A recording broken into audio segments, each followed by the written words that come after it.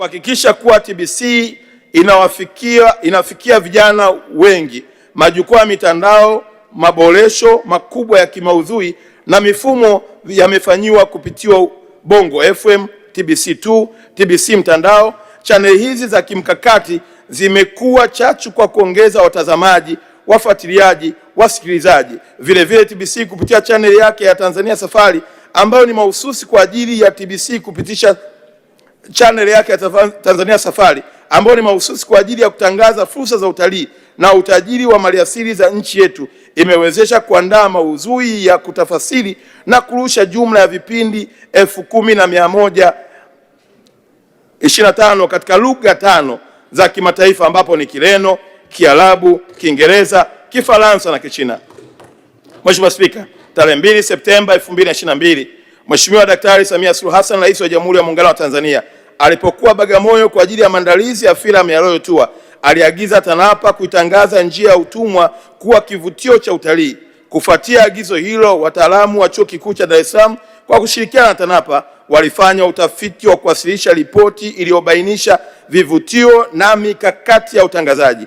Wizara kupitia TBC imetekeleza agizo hilo kwa kutambua njia ya misafara ya utumwa na wapagazi na kutangaza kupitia kampeni ya The Slave Caravan inayorushwa na chaneli ya utalii ya Tanzania Safari. Kampeni hii inalenga kutangaza njia ya utumwa na vivutio vyake ambavyo havijulikani sana kwa Watanzania na wageni.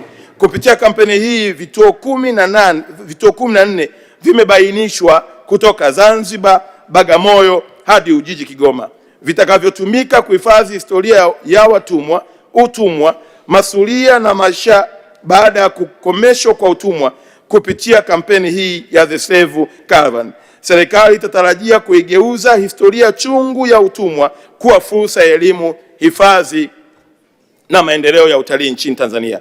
Mheshimiwa Spika, channel ya TBC1, TBC2 na Tanzania Safari kwa kupitia mtandao wa television ya Carnival International zimeweza kufikia nchi 46 zinazoongea Kiingereza, Kifaransa, Kireno. Nchi hizo ni pamoja na Angola, Benin, Burkina Faso, Botswana, Burundi, Kameruni, Jamhuri ya Afrika ya Kati, Chadi, Kongo, Jamhuri ya Kidemokrasia ya Kongo, Djibouti, Equatorial Guinea, Ethiopia, Eritrea, Gaboni, Gambia, Ghana, Guinea-Bissau, Ivory Coast, Kenya, Liberia, Lesotho, Mali, Malawi, Mauritius, Mozambiki, Namibia, Nigeria, Niger, Rwanda, Senegal, Sierra Leone, Somalia, Sudani, Afrika Kusini, Sudani ya Kusini, Uganda, Tanzania, Togo, Zambia, Zimbabwe.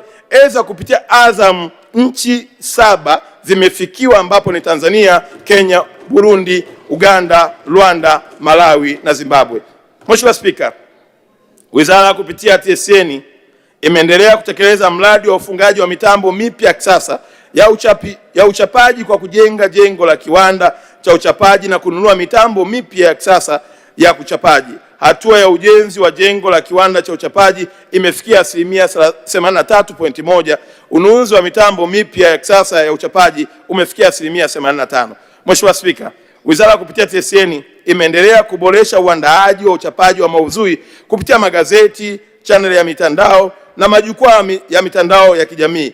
Maudhui haya yamejulikana katika kuhabarisha mafanikio ya serikali ya awamu ya 6 inaongozwa na Mheshimiwa Daktari Samia Suluhu Hassan, Rais wa Jamhuri ya Muungano wa Tanzania. Hadi kufikia Aprili 2026, TSN imeandaa na kuchapisha jumla ya makala 2973 za kimkakati. Mheshimiwa Spika, TSN imeanzisha mkataba maalum wa historia kwa kuweka matoleo ya zamani ya magazeti na picha kwenye mfumo wa kidijitali. Jumla ya matoleo 12,600 ya Daily News na Habari Leo, picha zaidi ya 2499 na makala maalum zaidi ya 2100 zimepatiwa alama ya utambuzi na mfumo huu umehifadhi nyaraka zote muhimu zinazohusu historia ya nchi, historia kuhusu viongozi wakiwemo waasisi wa taifa, historia ya harakati ya ukombozi wa uhuru kwa nchi za kusini mwa Afrika na historia kuhusu masuala ya kidiplomasia.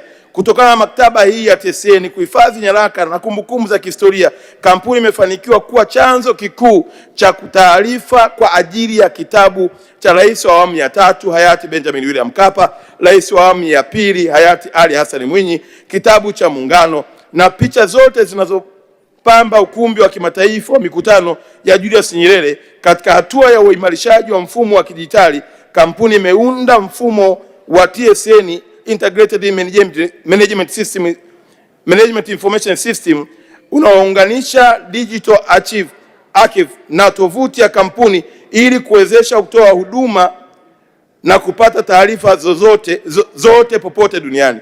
Mheshimiwa Spika, Bodi ya Ithibati ya Waandishi wa Habari katika kipindi cha Julai 2025 hadi 2026 imepokea maombi na kusajili waandishi wa habari 4139 kupitia mfumo wa Tai Habari, ambapo waandishi wa habari 3357 wenye vigezo vinavyoainishwa kwa mujibu wa sheria wamepatiwa ithibati. Malalamiko 14 ya uvunjifu wa maadili ya taaluma ya habari yameshughulikiwa. Mheshimiwa Spika, Wizara kupitia Bodi ya Ithibati ya Waandishi wa Habari imeandaa mwongozo maalum, na naomba nisome vizuri taratibu. Mheshimiwa Spika, Wizara kupitia Bodi ya Ithibati ya Waandishi wa Habari imeandaa mwongozo maalum wa kisheria utakaowezesha wanahabari wakongwe walioathiriwa na mfumo wa ithibati kurejea katika mfumo rasmi kwa kuzingatia masharti ya sheria huduma za habari sura namba 229 ambayo ilitungwa kwa ajili ya kukuza taaluma ya uandishi wa habari kwa kuweka mfumo wa kitaasisi utakaosimamia sekta ya habari. Mwongozo huu unaweka utaratibu wa kisheria wa kutambua na kuthibitisha umahiri wao kupitia tathmini maalum ya uzoefu, weledi na maadili ya taaluma na kuwawezesha kupata ithibati kwa mujibu wa sheria. Mheshimiwa Spika, kupitia mashirikiano kati ya Bodi ya Ithibati ya Waandishi wa Habari na mfuko wa utamaduni wa sanaa wa Tanzania, serikali imeendelea kuwawezesha mitaji ya kukuza, kuendeleza na kuzalisha kazi zao za uboresha unaokidhi mahitaji ya soko kupitia mikopo yenye masharti nafuu. Katika kutekeleza hayo, Mheshimiwa Daktari Samia Suluhu Hassan, Rais wa Jamhuri ya Muungano wa Tanzania, ametoa shilingi bilioni 20 kwa ajili ya mfuko wa utamaduni, tayari bilioni 200 kwa ajili ya mikopo ya watengeneza maudhui mtandaoni, yaani content creator. Zimetoka kwa lengo la kuwasaidia kupata vitendea kazi na kuongeza uzalishaji wa kazi zao. Mheshimiwa Spika, Wizara kupitia mfuko wa utamaduni na sanaa imetoa mafunzo kwa watengeneza maudhui mtandaoni wenye lengo la kuwawezesha kutengeneza kazi zenye ubora kwa soko shindani la ndani na nje ya nchi. Mafunzo kwa awamu ya kwanza yametolewa kwa watengeneza maudhui mtandaoni 931 ambapo kati yao wanawake ni 574 sawa na 62% na wanaume ni 357 sawa na 38% kutoka mikoa mitatu: Dar es Salaam, Mwanza na Arusha. Mheshimiwa Spika, Kamati ya maudhui imepewa jukumu la kusimamia maudhui yanayotolewa katika vyombo vya habari na kuchukua hatua pale inapotokea ukiukwaji wa sheria, kanuni na maadili. Kabla ya kuchukua hatua za kisheria, serikali hutanguliza mazungumzo, ushauri, utoaji wa maelekezo kwa vyombo husika ikilenga kutoa fursa ya kujirekebisha.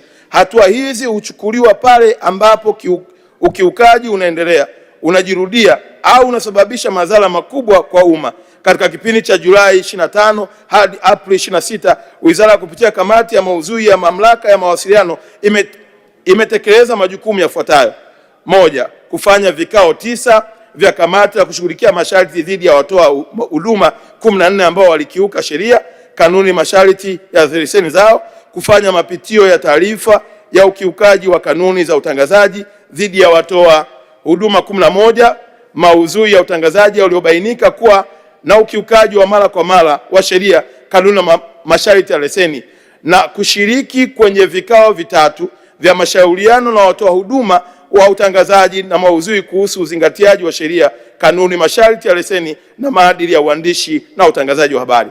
Mheshimiwa Spika, sekta ya maendeleo ya utamaduni. Tanzania imejaliwa kuwa na utajiri mkubwa wa anuwai wa urithi wa utamaduni. Katika kuhakikisha kuwa urithi huu unalindwa, unahifadhiwa na kuendelezwa. Serikali imefanya utafiti wa kutambua, kuorodhesha na kulinda urithi wa utamaduni usioshikika kwa manufaa ya kizazi cha sasa na kijacho.